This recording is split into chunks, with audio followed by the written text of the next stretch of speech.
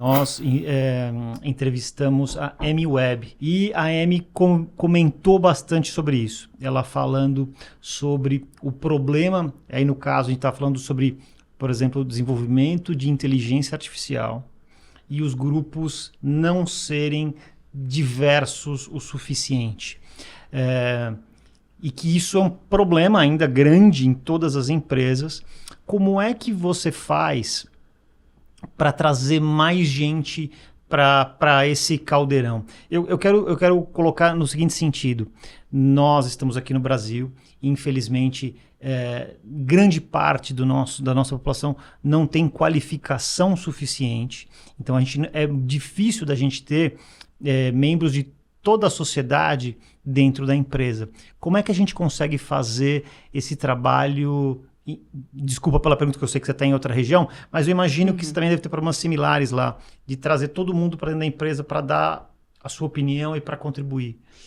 Perfeito. Inclusive, os meus estudos no MIT e em Harvard, eles focam Brasil e América Latina, então os dados que eu tenho, eles representam muito, muito a região.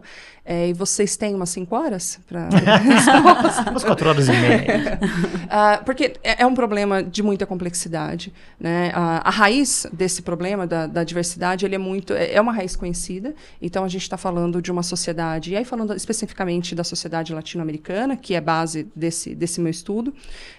A gente sabe que é uma sociedade que ela foi construída em cima de pilares sexistas, machistas, e são pilares muito fortes, e é muito difícil você desafiar esses pilares, porque quem está na posição de favorecimento desse modelo social não quer perder. Então, a gente sabe a raiz, é esse o problema.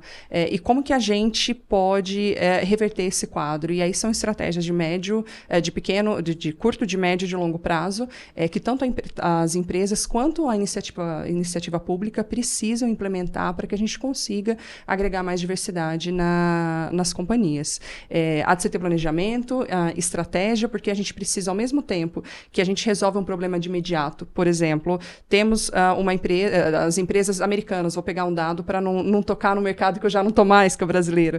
As empresas americanas de tecnologia, hoje, elas têm entre 20% a 30% de participação feminina, e esse número tem caído. Inclusive, tem um dado que as mulheres que entram no setor de tecnologia nos Estados Unidos, 32% delas abandonam no primeiro ano. E não é uma questão intelectual, é uma questão de hostilidade do ambiente.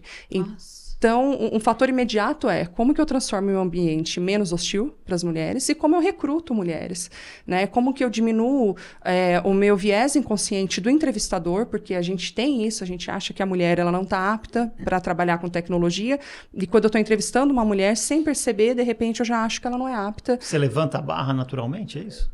Exatamente, é treinamento, é insistência do RH, são treinamentos constantes e metodologias que te evitem, de repente, lidar com o gênero do teu candidato até um determinado ponto da conversa.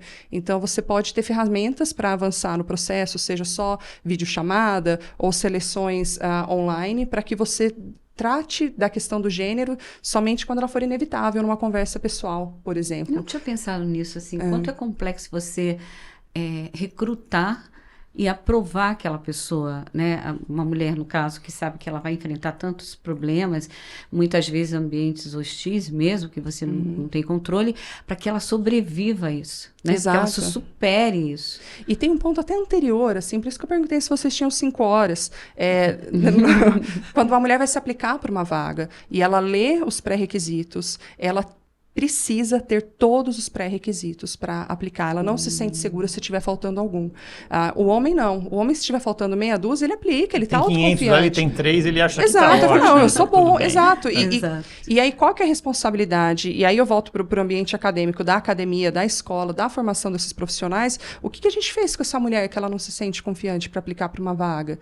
Né? Olha o erro que a gente cometeu com ela, né? E se a gente... isso que eu estou tratando friamente de gêneros, né? Sim. Mas se a gente começar a tirar recortes, tirar camadas, o que a gente fez com a mulher negra, com a mulher periférica, com a mulher trans, e aí a gente vai interferindo muito, né? Nesse processo de coragem que essa mulher vai ter para aplicar. Então, a gente precisa que a mulher tenha coragem de aplicar para uma vaga, que ela seja recrutada e supere as barreiras do viés inconsciente. E quando ela entra, esse ambiente tem que ser acolhedor e tem que oferecer condições para que ela cresça, né? Que ela não seja tolhida por uma questão de gênero. Então, isso é só no curto prazo. E se a gente olhar para o médio e longo prazo, aí a gente fala de políticas públicas e educacionais para que a gente forme as crianças desde cedo, dando igual condição de encarreiramento, seja para uma área de exatas, de humanas, de biológicas. Essa mulher na faculdade, ela também não pode ter uma desistência, por exemplo, como nos Estados Unidos, tão alta no primeiro ano de formação, porque ela não se sente segura. Então, é um trabalho de muitos anos de construção. Uma jornada, né? E é por isso que eu me debruço muito, especialmente no ambiente acadêmico, nessas questões, que é onde a gente para e discute e tem possibilidade de aplicar metodologias de pesquisa com inúmeras empresas para, né, entender quais seriam as melhores abordagens e solução para um problema que é gigante, né?